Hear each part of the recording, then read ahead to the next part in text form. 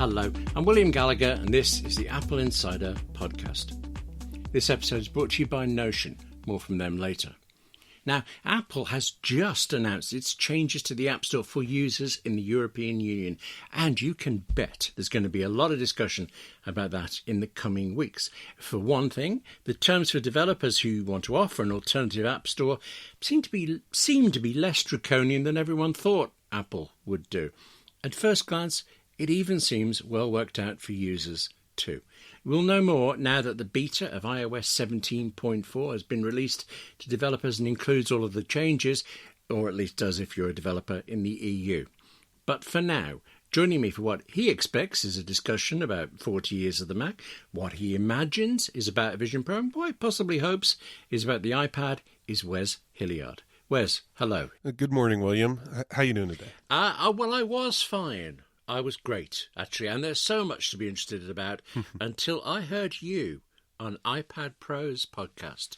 And there's a particular thing I just totally selfishly, I want your advice on something you mentioned in that about how you use your iPads.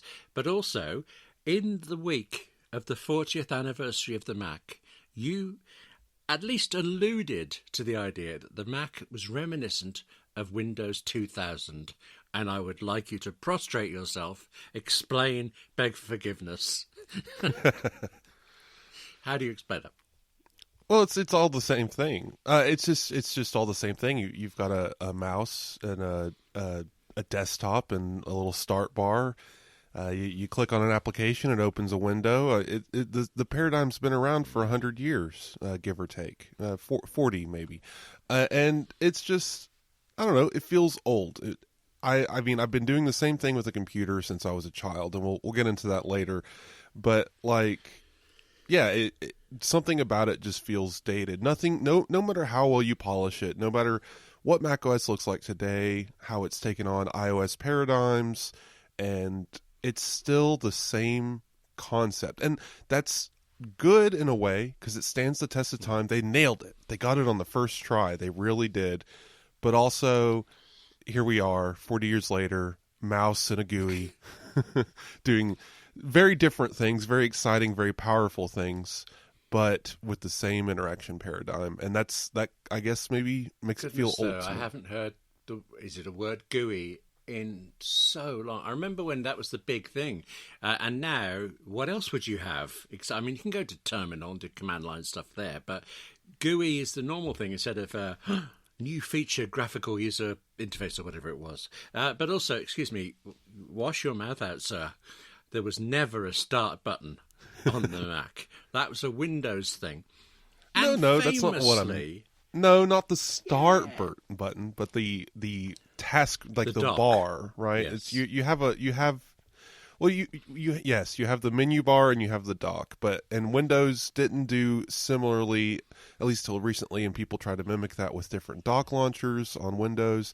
Of course, the paradigms are very slightly altered. You click a start bar to get to basically an interactive dock where there's a bunch of items, or maybe even the app launcher you could call the start bar.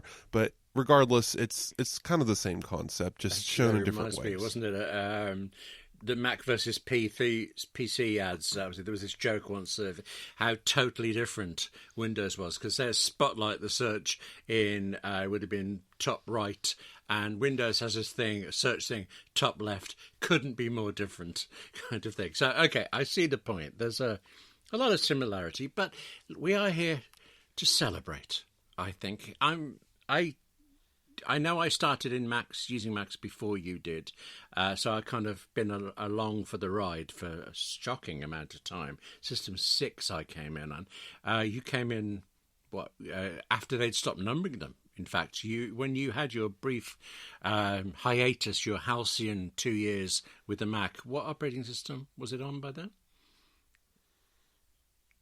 Oh, so we're talking about now, Mac OS, High Sierra, Mojave, whatever those couple years were. those like 3 years, basically from 2019 to today, all those names get mixed up to me. I know we're on Sonoma now, and previous generation was Ventura. So I would have been on Ventura for half of that. So what was before Ventura? Yes, that one. So that one and Ventura were the ones I operated on when I was using a Mac. We're on the way to being halfway through macOS Sonoma, and I finally stopped having to say Carcinoma in my head to get the name right. I'm used to it now, and they're going to replace it with, macOS something else in California in just a few months' time. Well, before we move too far afield from the iPad Pros mention, that was a fun podcast, and I talk a lot about that kind of stuff and what made me enjoy using an iPad versus a Mac, why I went back to Mac, why I went back to iPad again a second time. It's all very good conversation. If you haven't heard it yet, definitely give it a listen. I thought it was particularly interesting because you mentioned in it, you make it sound like you've told everybody your history before, but it was all new to me. All the ship stuff you did, the Navy work and things like that, and the bad days, the terrible days with Android. We're all young once, and we move on out of these things. There'll definitely be a link to that interview before, because it's very wide ranging and deeply interesting. Oh yeah, I used to be. I used to be quite the Google fanatic. I used to praise Android and Google and evangelize those systems and tell people about how to better use their Google search and stuff like that. I was quite the Android fanboy. Did not like Apple one bit for several years there. Tell me, Wes. It's quite funny. Let's just take a moment in this 50-minute hour to discuss the inner feelings of you and why you went the route you did. Did you have, any chance, a bad experience with a Mac early in your life? Well, I wouldn't say a bad experience. The only experience I ever had with a Mac, and that's why I want to ask you as well. So everyone's posting their first experiences on Mastodon and possibly Twitter. I haven't checked. But they're talking about it because it's the 40th anniversary of the Mac. So my first experience with a Mac was in kindergarten, 1996. That's our pre-first grade here in the United States, William. Yeah. It's basically you're 5 years old. It's your first day of school, and yeah, they had Macs at my elementary school. I'm assuming they were older. They weren't the brand new. I'm assuming Performas of the time, but they were Performas. They had a floppy drive. That's all I can tell you. I don't have enough information. I do know they were the Apple branded ones. They didn't lack the Apple logo because they weren't doing. They weren't part of that mess where they were trying to debrand them. So I remember the logo on the front, but I do remember loading games onto it to play math and alphabet games onto these Performas. And by first grade, I come back, and they were all Windows 97 units. So very, very abrupt change. And I was Windows through my education ever since. Never saw a Mac again in the wild, just because in our area it would be quite a lot of money to spend on a computer. iPods, of course, were very abundant, but you just never saw a Mac. So I always knew they kind of existed as the other computer. I just never considered them in my life at all until I was able to buy a computer. And after I got over my little Android Windows phase of learning and exploring those things. And then when I moved to Mac in 2014, I moved to Apple, really, Mac was on my mind. And the first thing I decided to buy was I might be getting this wrong.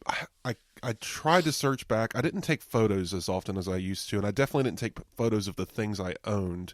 So I could not find any instance where I owned a Mac before this. So I'm assuming my first Mac was a 2015 MacBook Pro that I purchased while I was in Bahrain on deployment in late 2013, early 2014. Wow. So yeah, that would have been it.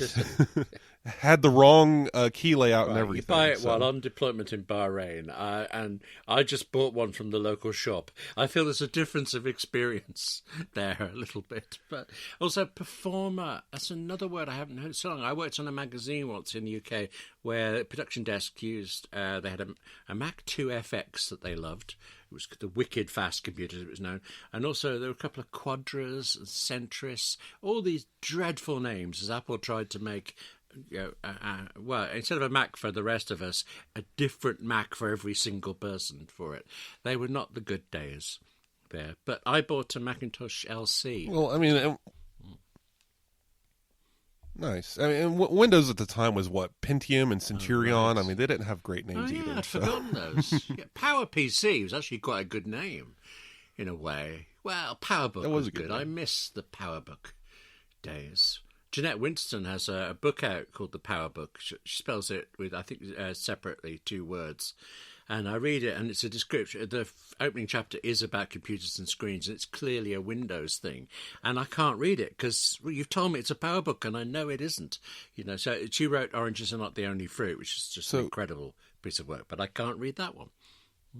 So, William, your first Mac was your first experience with a Mac was when you purchased, or did you experience one before that? I worked writing computer manuals for a company that for a little while had a Mac SE for me, and then after a bit they updated it in front of me to a Mac SE 30.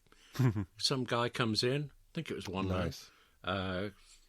One man and a screwdriver, that's the image I've got. Basically took off the front, potted around in the middle, put the front back on with a new name on it, and then left, and it was suddenly faster. And I thought fast enough to install the then new System 7, which had the Multi-Finder, I think it was called, let you run multiple apps at the same time. And that was true, but I didn't have enough RAM in the machine, so it was forever falling over, and I was getting dirty looks from my editor at the time. Mind you, that editor later said that he wished he'd bought PCs. And I asked him, and he said, well, because I've used Macs now, I'll try something else. That felt less a thorough examination of the job than maybe it needed to be. Right. Anyway, listen, we're talking a lot about Macs and the 40th anniversary.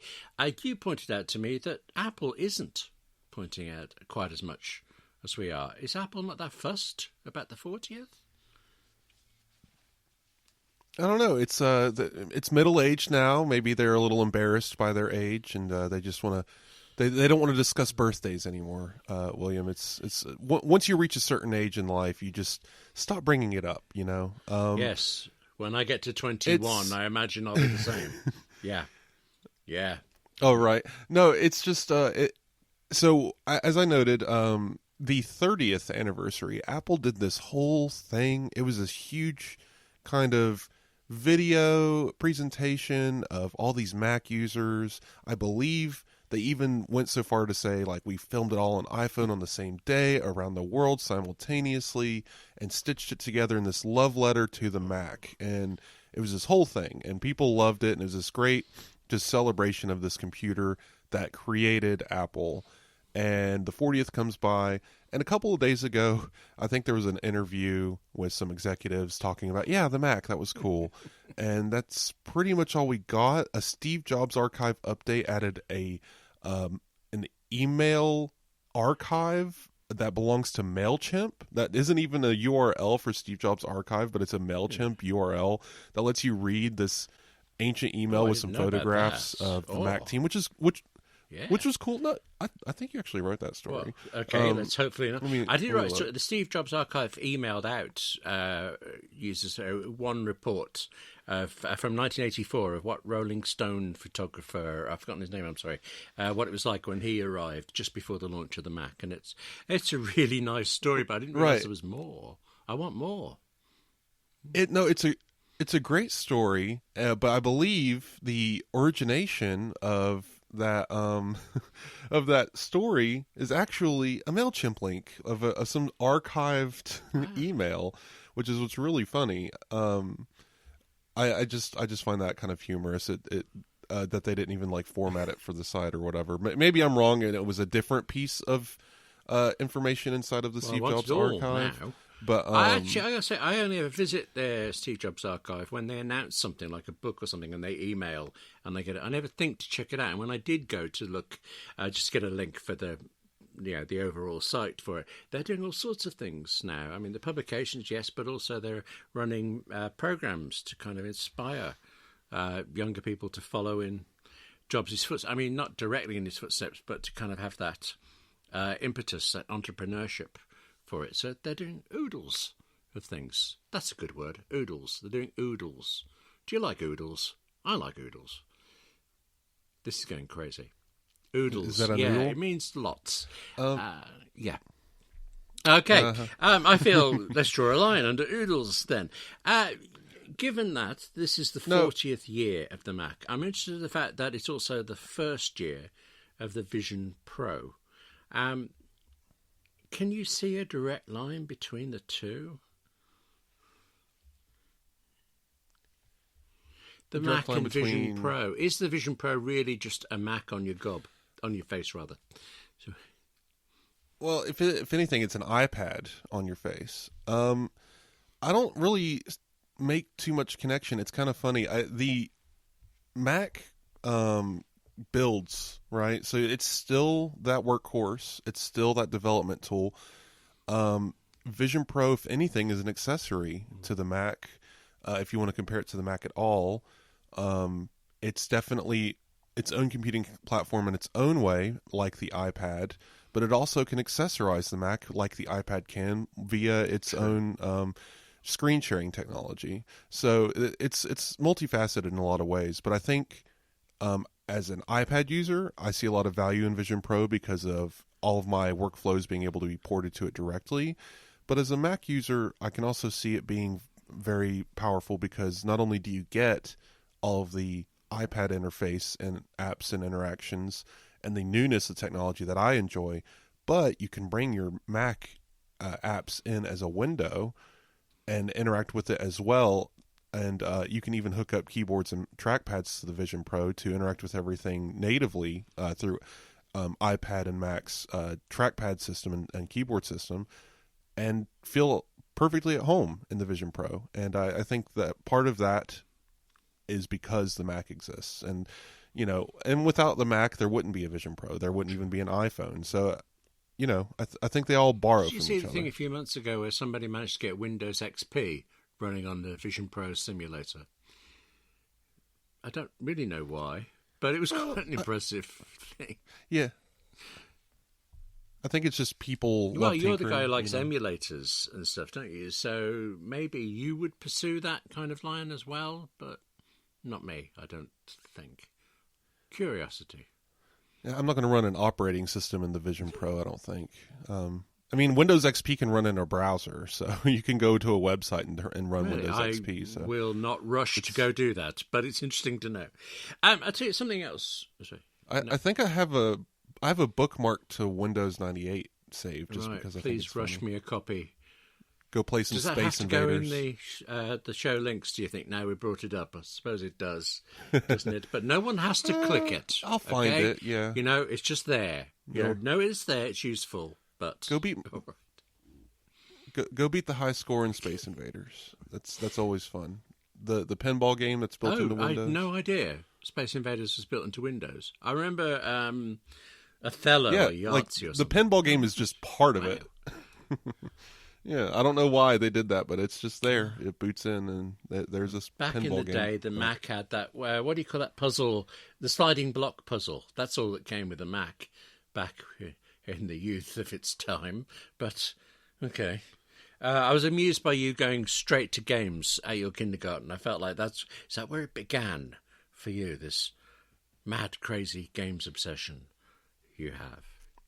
No, there was already a Super Nintendo and a Sega Genesis in my home by the time I attended kindergarten. I'll tell you something I thought was stupid, actually. 1 week ago, we were talking about Vision Pro and the pre-orders, and I knew full well that we were recording just before pre-orders opened on the Friday, and the things would actually be delivered or be in people's hands in stores on February the 2nd. But in my mind, you were already packing for your Nashville trip as we talked. But we're not, are we? And as we talked, I don't know whether you actually successfully placed an order. Were you beaten by all of these bots that apparently ordered loads of them? So yeah, I actually Yay. did succeed in pre-ordering. So I went ahead and ordered the Vision Pro with 1 terabyte of storage because I'm a madman. So you have to rely on the rumors, and I don't think enough people are paying attention to it. I know the rumors can be wrong. We could get a Vision Pro in 6 months, and they can call it the new Vision Pro. I don't know. We'll find out. But what it looks like from the supply chain is they can't make enough of these things already. Sony's angry at Apple at soaking up their entire distribution platform for these things. There's all this drama. There's all this going on, and what it looks like is the Apple Vision, the cheaper version of this headset, won't even be mentioned until 2025 sometime. And I'm not interested in that one. It's going to be cheaper and it'll have similar features, but it'll be, by all accounts, a lesser version of this one. And if it can do anything the Vision Pro can't, that'll be interesting of Apple to do. I don't know that they'll do that, but they could pull an iPad and be like, oh, by the way, in the meantime, since we've introduced the Vision Pro, we introduced Apple Pencil Hover, and I don't know. But anyway, so I don't really have much interest in buying that one. If I already have the Vision Pro, I don't need to downgrade to the Apple Vision. The next Vision Pro isn't expected until 2027, 3 years from now, maybe 26, but the rumors are suggesting 27. So if I'm going to have this computer for the next 3 years, I'm going to want as much storage as possible because we don't know what the paradigm is going to look like. We're not going to know what apps are going to be available, how things are going to shift in the next 3 years. Vision OS 4, right? Like, what is going to change? How are things going to happen? So I wanted the most storage available. So I went ahead and got 1 terabyte, and pickup day in Nashville at the store. My initial order was going to be pickup at 8:30, and for whatever reason, I went to check out and it said no, pick a different time, and it made me pick 9 o'clock. So someone stole my slot apparently, which is fine, but that's kind of funny. So at least one other person that I know of bought an Apple Vision Pro so in Nashville. Get there 10 minutes early. You'll see them coming out. You'll know who they were. Yeah. This stuff is personal. No, but that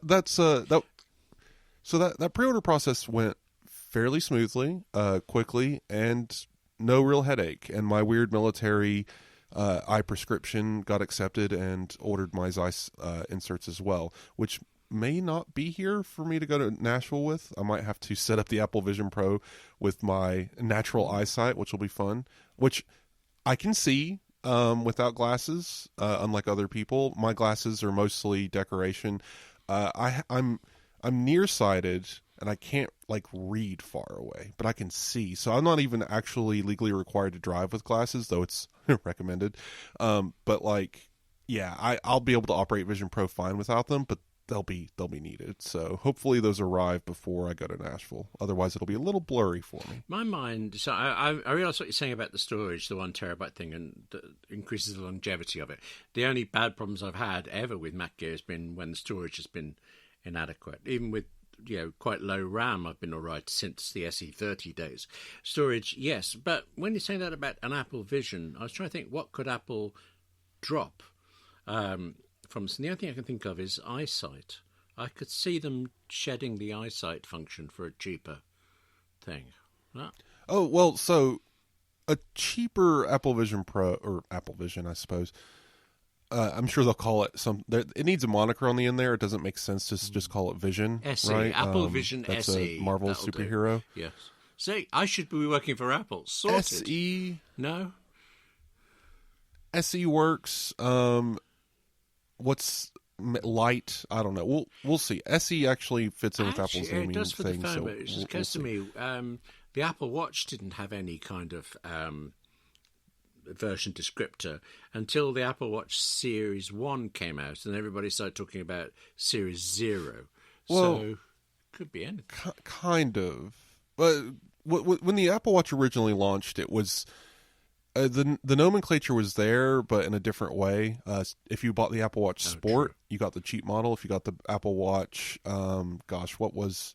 Oh, it was just the Apple Watch. That was your stainless steel model, and then the Edition was your gold model, right? So they still had naming separators. It wasn't until later that they introduced the SE and the series versions and stuff.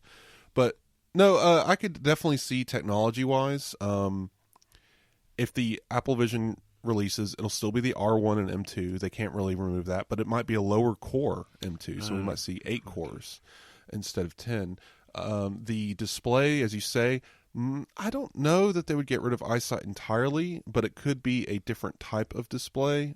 Or, yes, it could just be a flat plastic front, a la like a Meta Quest kind of thing. But see, the problem with that is, and a lot of people are going for EyeSight, but the front glass is what allows the cameras, because the cameras are using the front glass as a lens to view the world. So getting rid of that, because people are all worried about the weight, and we'll get into the weight in a minute. It's actually not an issue. Now that we know the weight, it's such a non-issue. It's hilarious. But getting away from weight, I don't think the front glass is going to change, because that is critical to the cameras. Maybe they change the camera system, but again, then it would be a completely different device. So to make this thing cheaper, let's be real. People are out there expecting Apple to release Apple Vision SE, and it costs $2,000. I don't think so. It'll be $27.99. It's still going to be an expensive product. It'll just be slightly more affordable. Well, by a magnitude. I mean, $1,000 is a big difference, but we'll see. But there are things it can do, and of course, the technology matures. Maybe Apple releases almost the same headset and just calls it a different name because now it's a little cheaper and it comes in more colorful bands or something. I don't know. But that'll be an interesting story if it happens at all, because some rumors are suggesting Apple's going to skip releasing a separate entity altogether this first generation and wait until Apple Vision Pro 2 is announced to announce a second generation cheaper model, which would then make sense for it to basically be the original Apple Vision Pro, maybe lesser cores, a little cheaper, and that would be 2027 still. So if you're holding out, you'll be waiting a few years. I am wondering when it's going to come to the UK, but I'm trying to think. It's just this year. You're absolutely sure about that? I can rely on you. Apple has made it clear that external to the United States shipments will begin in 2024, and UK is usually top of that list. So I would assume Canada, UK, that kind of stuff, we'll be hearing about this summer. Like, if you really want one, William, you'll be able to order one in July, but it doesn't come in blue. That's the thing. It's not the money. No, not the money at all. No, it's the blueness and the lack of. I feel they've personally let me down there. But maybe in July they'll come out with an Apple Card in the UK as well, and we can do some, monthly installments from now until 2027, and the next one comes out. It all fits. God, they've planned everything. Yeah, I realize we left the 40 years of Mac. Yeah, but the 40 years of Mac will never leave us. It's a precious, special thing. Yeah. And you raised a thing I've got to ask you about, because I think I might disagree with you. The weight of the headset. I know you're right that we know the figure, but I don't remember what it is for it. Just lighter than expected. Is that fair to say? Okay, so it's been a whole thing. Not all of them. Let's be clear. A handful of the journalists and developers that have gotten their hands on Apple Vision Pro so far have commented on the weight. And as far as I know, and as far as I can tell, I don't think any of them have ever used that's what I was wondering. A headset before. Because, and maybe they have, and I'm sure it is heavy. I'm sure it is front heavy. These weights are relative to the headset. Maybe the headband and some of these distributes it differently. Sure, I'll take any of that.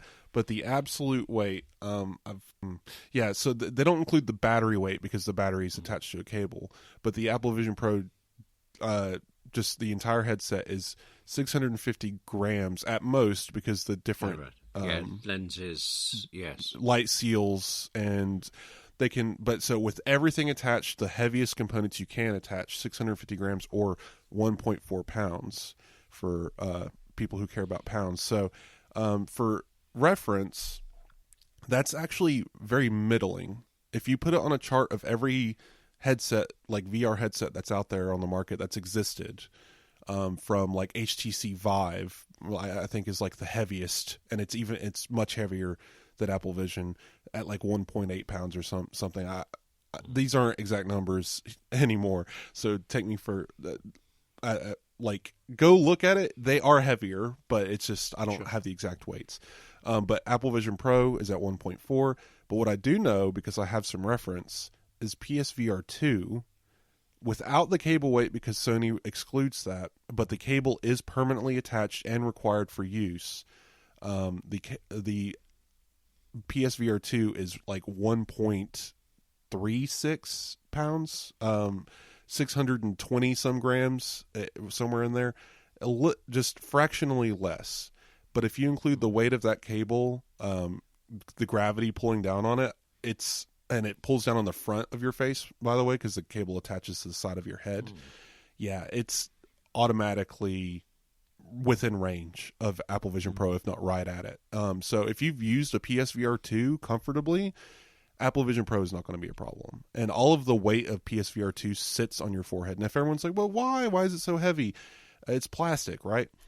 PSVR 2 has multiple vibrational motors. So these metal motors that vibrate to give you haptic feedback when you're playing video games. Not many other headsets do that, and that's why PSVR 2 weighs so much, in addition to its multiple onboard sensors and its own glasses and that are weighty on their own. So there you have it. And the battery, by the way, weighs less than a pound at 12 ounces. If anyone's wondering, like 12.6 ounces. As you were saying that, I mean, you said this about the other headset. It was occurring to me that the battery, even if not attached, it must be pulling on somewhere. I don't know where the battery attaches on the Vision Pro, actually.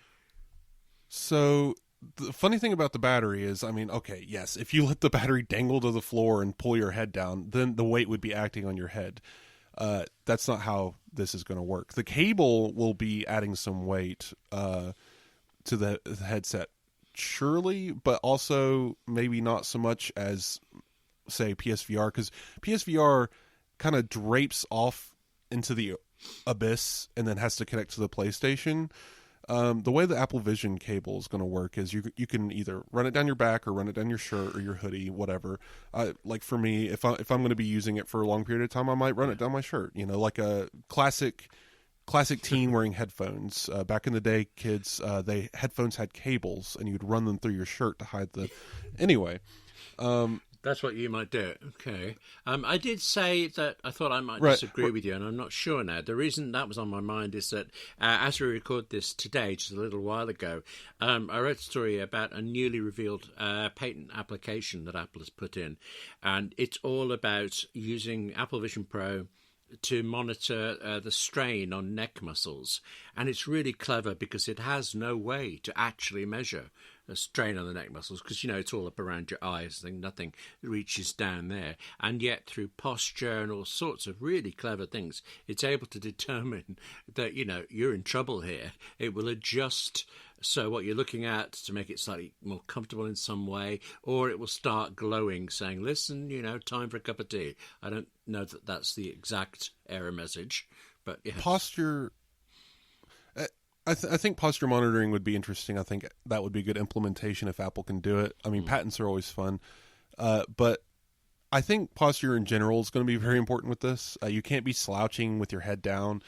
I think the most comfortable position is going to be leaned back, looking up, honestly. That'll be great if you're a touch typist with a keyboard. You can maybe lounge back a little bit and look up at your windows. I already know that I'm likely going to just empty my desk and just use my desktop with a keyboard and trackpad, and that'll probably be all that's on it, other than maybe my open MacBook or something. So I'm already looking at just dismantling my office. This is going to be a lot of fun. But yeah, I don't know. It's so hard to describe. Once I actually have this thing and try it, I'm going to be demoing. I'm going to be wearing it. Like I'm going to be doing the review for AppleInsider. You're going to be hearing everything you could ever possibly want to know about Apple Vision Pro from me. Don't worry. But yeah, as far as how long you can wear it before it becomes uncomfortable, I think that depends on the band you're using. as people have said, that strap that goes behind your head, it's putting the weight on the bridge of your forehead and the top of your nose. And I would assume that would become uncomfortable after a couple of hours. So that might be at most if you just want to quickly pop it on and maybe do some work, take some breaks in between, you could probably make it last all day. But if you're really planning on using it for an 8-hour work shift, you're probably going to use the 2-band system, get it adjusted to your head size, and put all of the weight on that top strap, which your head's pretty good at supporting weight. It would pretty much ignore 1.4 pounds at that point, so you would barely notice it was there. It won't look as nice, but who's looking at you at that point? So yeah, and third-party bands should come in. We'll see some people try different cushioning, different things. And I guess we never got to it. You wondered, how does the battery work? It connects over a magnetic connector that looks kind of like an Apple Watch charger. It sticks to the side of the headband on, I think, the left side, and drapes over your back, basically, and goes into and this is interesting, the top of the battery, and the right next to that connector is a USB-C port. So the cable going in and the USB-C port going out are both in the top of the battery. So if you put it in your back pocket, both cables are facing the same way, which is great. I hadn't thought about this until you said that about clearing your desk for it. You sound quite convinced already that this is going to be your major working tool, that it's not going to be put it on for half an hour, write the review and forget about it. Do you feel that Vision Pro is a success for you already? I think so, in a way. I mean, it's funny. It's an iPad. For all intents and purposes, this thing is running iPad software, and I'm already familiar with iPads. Yes, there's a few major apps missing, but I already don't really use any of those apps. I don't care for Netflix content. I have like 3 shows a year I watch on there that I really need to start unsubscribing between, but I need to get people off my logins to do that. But Spotify, whatever, YouTube. I don't really do YouTube, but there's actually great options for that. And again, these are all in the browser anyway, but Play by, I believe, Marcos Tanaka is an excellent app that if anyone hasn't tried it, it's a good way to follow channels you subscribe to and view their videos within this native app player, which is also native to Vision Pro at launch. We'll be trying that out. I can see my workflows working in this space. I can see pulling my MacBook Pro, which is still at my desk, pulling that screen into the space and using it for the things we've discussed before that I still use my Mac for.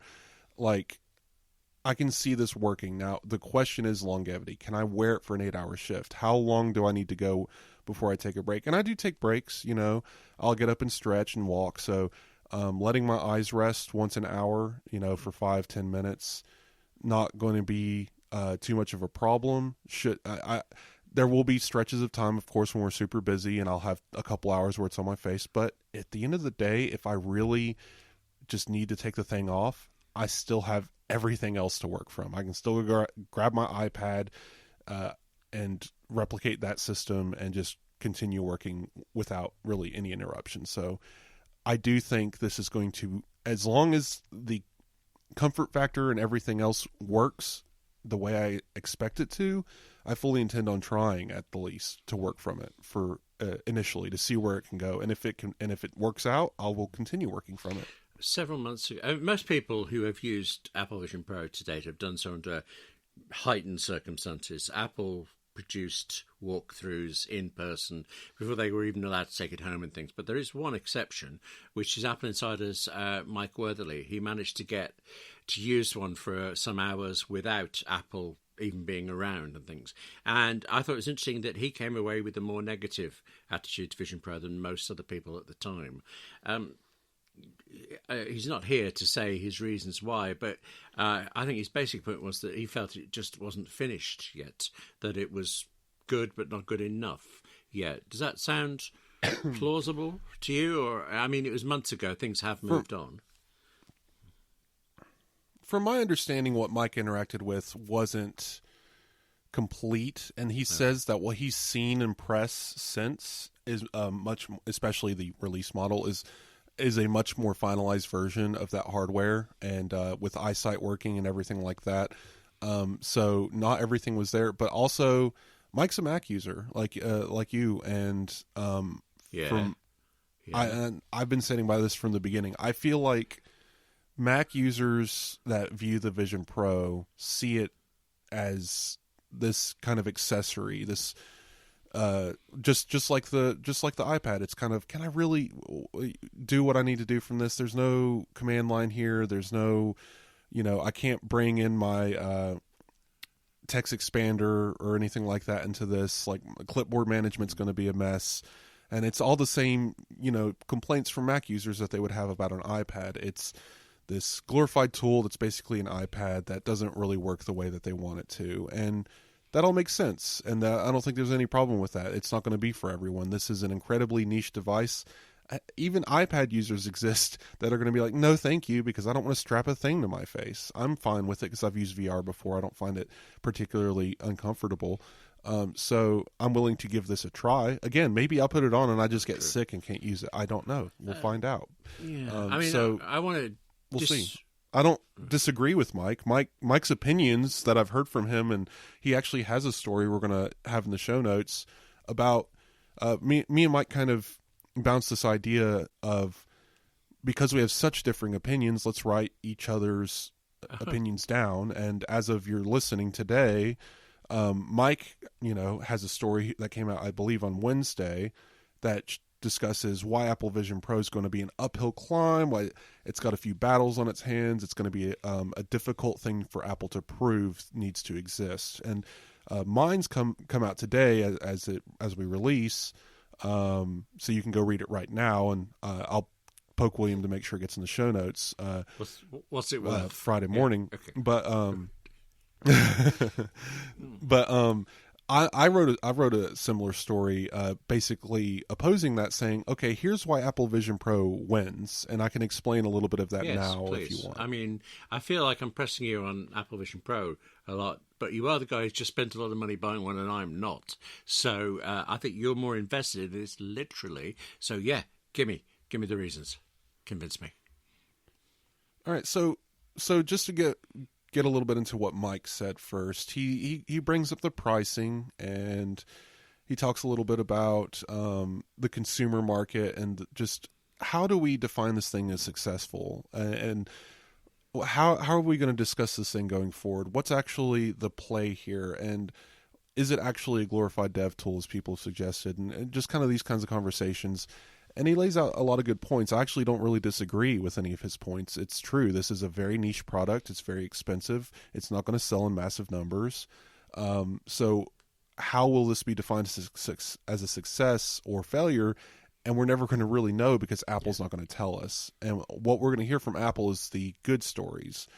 And I actually compare this to HomePod in my piece, similarly, because Apple still sells HomePod. People use it. Can we actually say HomePod was a success or not? We don't know. A lot would say that it was a failure, and I think a lot of people are going to say Apple Vision Pro, at least in its first iteration, is probably going to be some kind of failure. But what does that even mean? When we look back at iPhone, at how many units it sold compared to iPhone 4 and 5, was the original iPhone a failure? I don't think so. It was a stepping stone. And that's kind of the point of view that I come from. So go read Mike's first, because that's the order they came out in. I think they make more sense that way. Read Mike's story and then read my story. So my story is a little bit more upbeat, of course. I have a more positive view on the matter. Let me pull up my draft so I can see a little bit of what I'm remember what I wrote down. So basically, my concept is, let's explain the different ways Apple Vision Pro wins. So first, does it need a killer app? Why does this thing exist? Why is it out today? Why didn't Apple just wait to release some Ray-Ban sunglasses that does AR pop-ups in 2028, right? Like, why is this here now? And the resounding answer that I came to, and I think the biggest reason why Apple Vision Pro, needs to exist and why it already wins, it doesn't even need we don't even need to have just gotten through pre-order weekend to know why Apple Vision Pro wins. And that's because it needed to get released to the wider audience. We needed Vision OS in developer hands.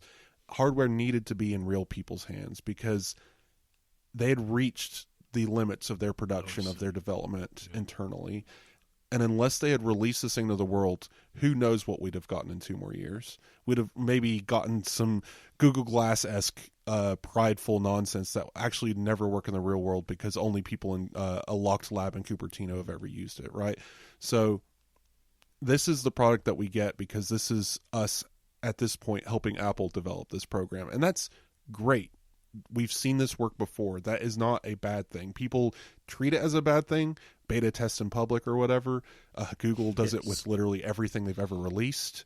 Apple doesn't tend to do it as much, but they have successfully. Apple Watch accidentally was that. They didn't know that they were going to be beta testing Apple Watch in public, but when they released that first version and saw what people actually use it for, watchOS 2 was such a dramatic shift from watchOS 1.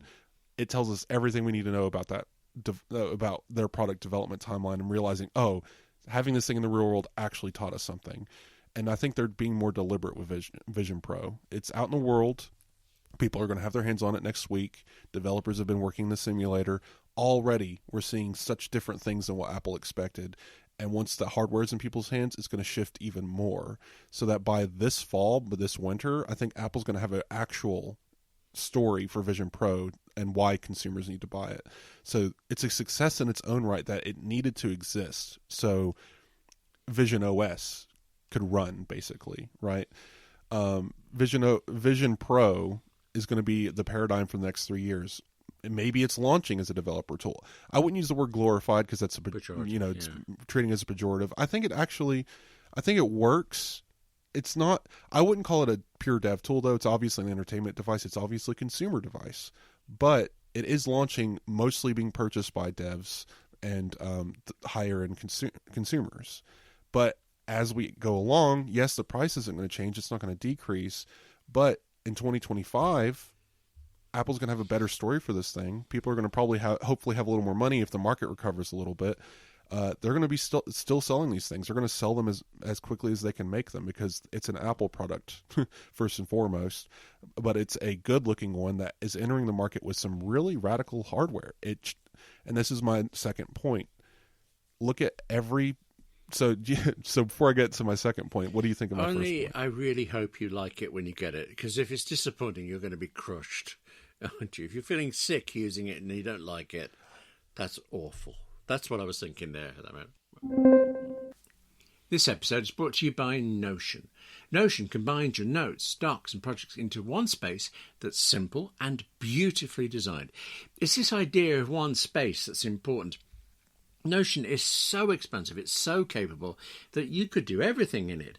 But that means you also need it to be simple so that you can have one tool and one place to go do everything you need, to get all you need in one place.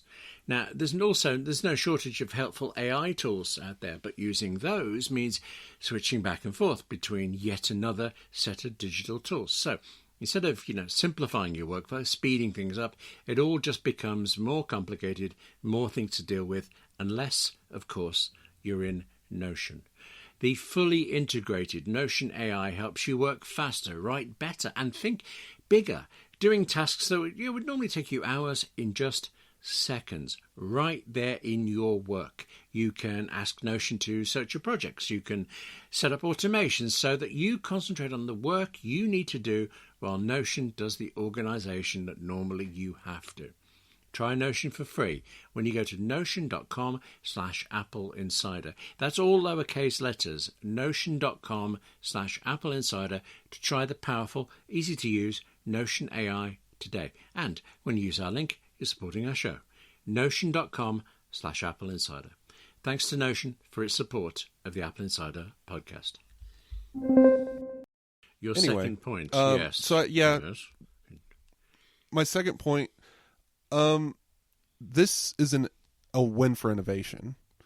Look back as far as you can, and you can let's go all the way back to what's that Steven Spielberg Ready Player One, that film, right? Yes. Right, or we can even go back to my first. Back to your first. We can go back. My first interaction with what you can consider VR, which really wasn't, Virtual Boy, which seared your eyes out and gave you cancer in the 1980s. Okay. So the Virtual Boy, right? But looking even from the Virtual Boy to the Oculus to the Meta Quest 3 and the evolution and the other HTC Vive. What is the similarity? It's a big set of goggles and a couple of giant controllers. And it has been the same paradigm of interaction for years because you need something for your eyes, you need something for your hands. Apple didn't do that, and in a way. And that required a lot of need to leave the trodden road, right? And Apple's good at doing that. They left and they found... Not only did they do eyesight to make things less isolating, yes, it's weird. We'll see how it actually feels for other people to look at you and see what they think about that. But I think them trying to treat the isolation dilemma of VR is very important. No one else is bothered, right? Hand tracking, other things do this. Yes, don't write me. They do it badly. Let's be clear. This is one-to-one hand tracking. At first, I had kind of a crisis the other night. I was like, wait a minute, can you actually grab objects and hold them in your hand? Or is this all look and pinch gestures? And I kind of was like, wait a minute, no, you can only pinch, right?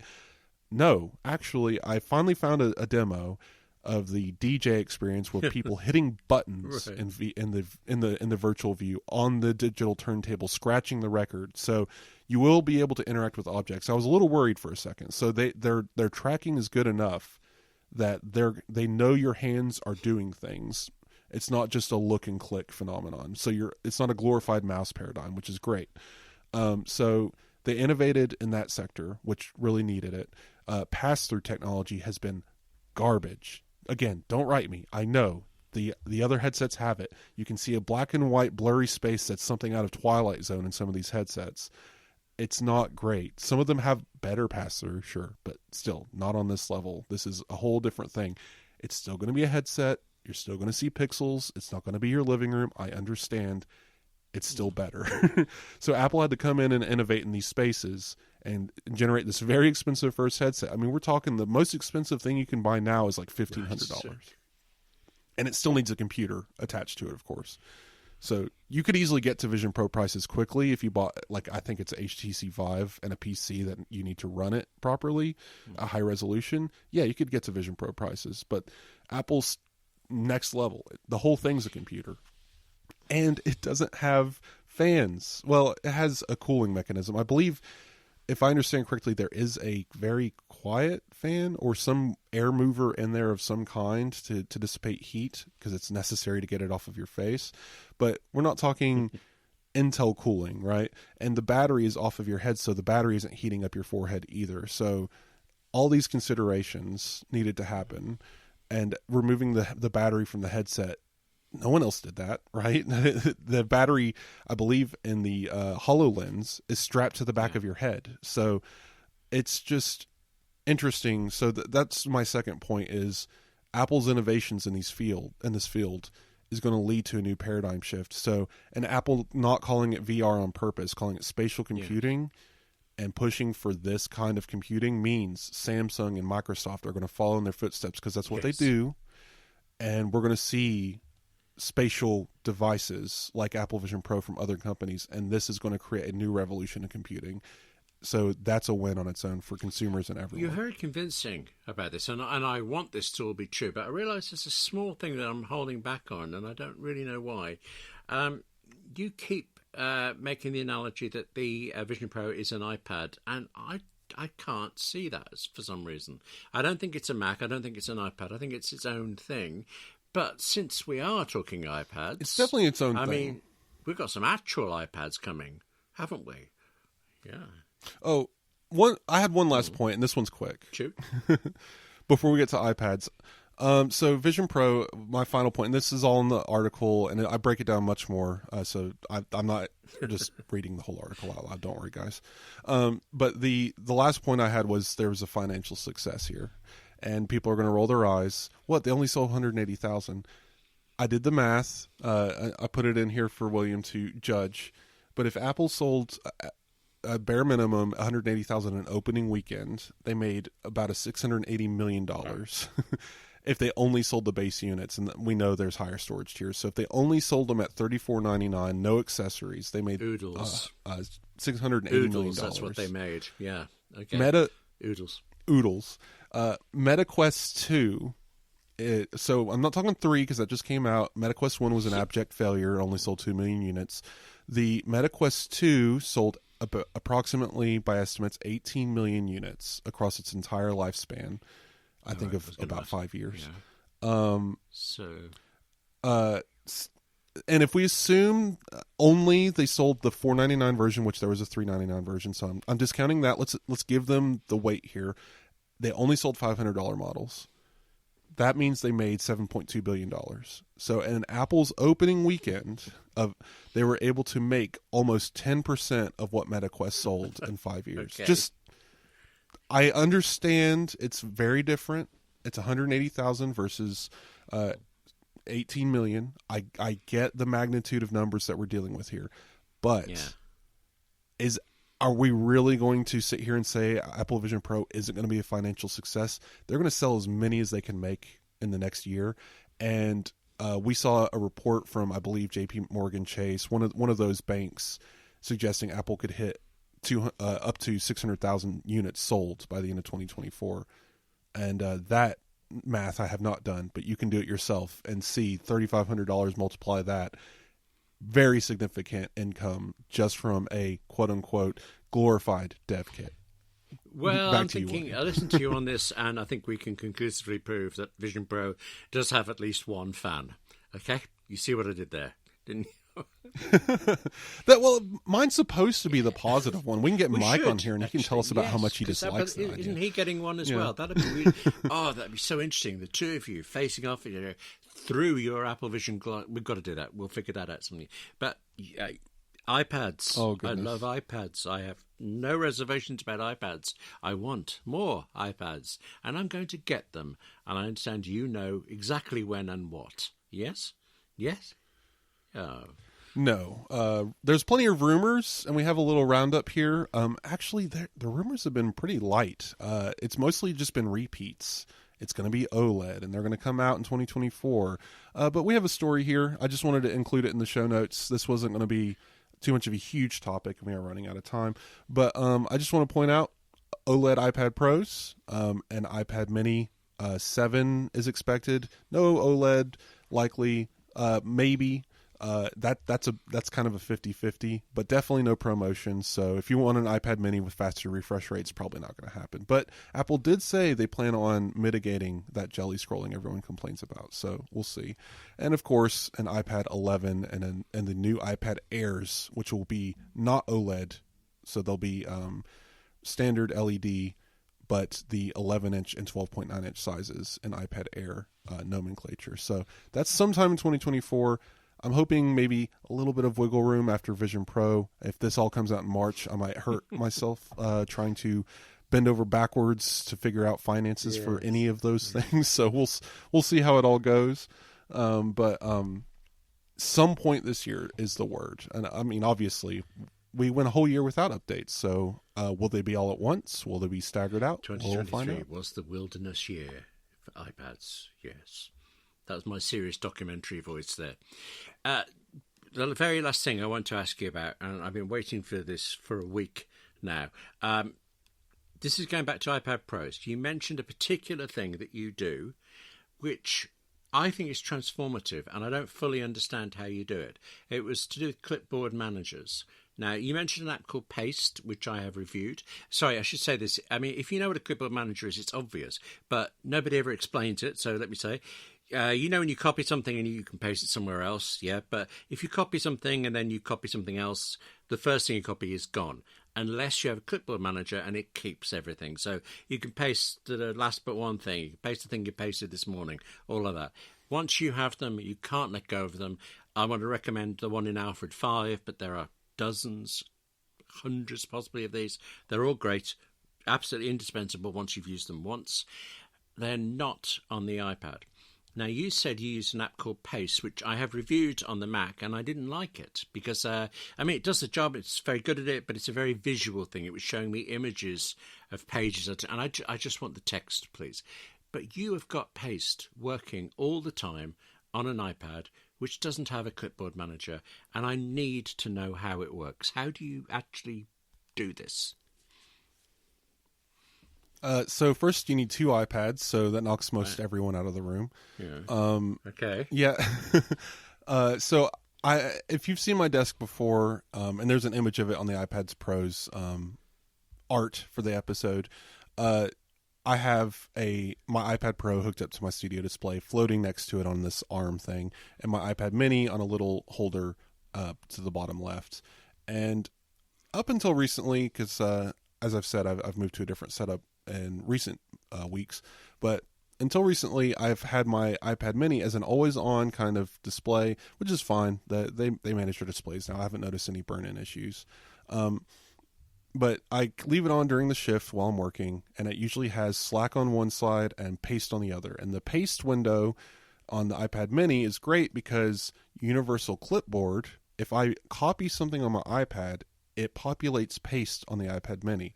So I have a complete history of everything I copy at the ready. So if I'm like, I just accidentally erased a URL I needed, or I just erased an entire feature I wrote or something, it's all there in the clipboard manager on the iPad Mini. So Universal Clipboard comes to the rescue there. And it works 100% of the time.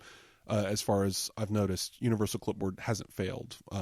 What does like to mess up is moving that across devices sometimes, but tap on what I need on the iPad Mini, hit Command V on the iPad Pro, and then there you go. It's back on the iPad. So I've actually loaned an iPad to somebody. I might give them a call later and take it back. Right. Okay. Yeah. Well, since then, I've brought the iPad Mini back in as more of a music display because, as you know, I have my Mac back at my desk as a kind of what's the word for it? Just I keep forgetting the word. Enough. That's the phrase to describe your Mac. Yes. Oh, that's it. It's kind of a I always forget the word. A status board. Kind of. I leave it running for universal control management, and I have Paste running there. So the Paste management, the universal clipboard management, has moved to the Mac. But I'm not really using the Mac except to access desktop Chrome rarely when I need to for work, yada, yada. But that is all very moot because in about 10 days, my entire desk is going to get rearranged again. So we'll see how that goes. 40 years of the Mac, and you're using it for copy and paste. And on that bombshell. No, I don't want to talk to you anymore. Okay. Thank you for that. Sorry. I think if we have maybe 5 more minutes, I wanted to run through a couple things. Yes. All right, so Schmigadoon, did you enjoy Schmigadoon? It was wonderful, and it's been cancelled, even though they've written the next series, apparently. I mean, at least they've done 25 songs for it, and we're not going to hear them ever. So that was a low moment. It's miserable. Do you believe all these Apple TV Plus cancellations? Like we've seen several in the last 3 or 4 months. Are they all related? Do you think to the writer's strike, renegotiating deals? So much happened because of plans? the strike. First look deals. This wasn't an Apple thing. This is an industry thing. After a certain amount of time, all the first look deals that streamers had with companies just stopped, so they've had to be all renegotiated. I think some of them just re-upped straight away, but it's through everything. I mean, I know Silo was actually in production of its second series, and I cannot find out for anybody whether it's resuming for it. I believe Silo is resuming. I do know from people discussing it, Severance has resumed filming. So Severance is coming back, thank goodness, because that was such a good show. We'll see. I mean, obviously the other ones, For All Mankind, already pretty much confirmed. Foundation is coming back, so we'll see about the rest. But some of these shows that have been canceled, I was really excited for, and they're more the B tier Apple TV Plus shows. But we saw several go. One I thought was clever was Apple announced a 5th season order for Slow Horses, but I already knew it had that because a year ago now. Well, they film 2 at a time. Well, they were at least prepared. I knew last January, I knew they'd already filmed. We've had 3 aired now. It was 2 then. 3rd has come out since. I knew they'd already finished the 4th and that they were at least in expectation of a 5th, so they were working on it. And then they did the whole thing of arranging Gary Oldman's schedule so that all his stuff for the latest run, whichever one it is, got filmed before the actors' strike kicked in. So they were ready and could keep going for it. I mean, a lot of the cast are British, so they're not part of SAG-AFTRA, but Gary Oldman obviously is. So there was a lot of logistics and juggling, and they've kept going. So I think they've done a marvellous job there, and we won't even see a distract. I mean, that sounds very critical of the strike. The strike was essential, and Writers Guild and SAG-AFTRA did great things. No, yeah, it was very needed. But there is a cost. And it's I'm glad Slow Horses isn't affected. Yeah. It's upsetting to lose things that you cherish, but the obviously the strike was necessary. But it still pains me a little to see so many good so many good things end so soon. But things that aren't ending is Killers of Flower Moon's run through award season. We see that it got 10 nominations. Yeah. So that's exciting. Still haven't watched it. I don't know why, just haven't had time, but I'm very much excited to take a look at that film. I'm kind of more rooting for Barbie myself. I adored that film, and the script was amazing. Oh, just Barbie. Joyful. Yeah, the last line. I mean, isn't it the... I'm not going to spoil it. Oh, of course. Isn't it the what's the word? I wouldn't say ironic, but isn't it... Ken got the nomination and not Barbie or Greta Gerwig or Margot. Yeah, I think not everybody realizes that Margot Robbie didn't just star in it; she created the whole project. So actually, she is nominated for an Oscar as part of the production for it. But yes, somebody was pointing out that's basically the plot of Barbie, that the man gets a nomination. Yeah. Well, they've given them the plot of Barbie 2, where Ken gets nominated for an Oscar. Children's programming took a hit. I saw this coming. I don't know if anyone else did. Their children's programming is very PBS Disney Junior 1998, and I really want them to grow up. So maybe, sadly, that took firing a few people. So we saw a few people. Only a handful. Funny about the number 8. Yeah, that feels to me like it's one show got canned. I mean, I don't know, and we wouldn't ever work out what it was. Yeah, but they weren't redeployed, so I don't know what was going on there. But yes, it's curious times at Apple TV Plus. But so interesting, isn't it? I remember 2019 it started, and you wanted it to be good, and it was nothing decent for ages. And then Ted Lasso broke, and suddenly I've often said this: every service needs one breakout hit, and once it's got that, bang! Absolutely. And that's exactly what happened with Apple TV because of Ted Lasso, even if I don't like it. One last bombshell for you, William, and I'll let you go. Apple Car has been delayed till 2028. What shall you do with all that money you were saving for Apple Car? Buy a few Vision Pros. The thing is, I understand why. They're trying to get the exact right shade of blue, and that is remarkably difficult. People don't appreciate that at all. So, I can't criticise them for perfection, really. I can't. This is now getting silly. Right. Next week we'll be very serious on the AppleInsider podcast. We'll be in ties, shirts, everything very, very serious the whole way through. That doesn't sound likely, does it? But we'll be closer to Apple Vision Pro.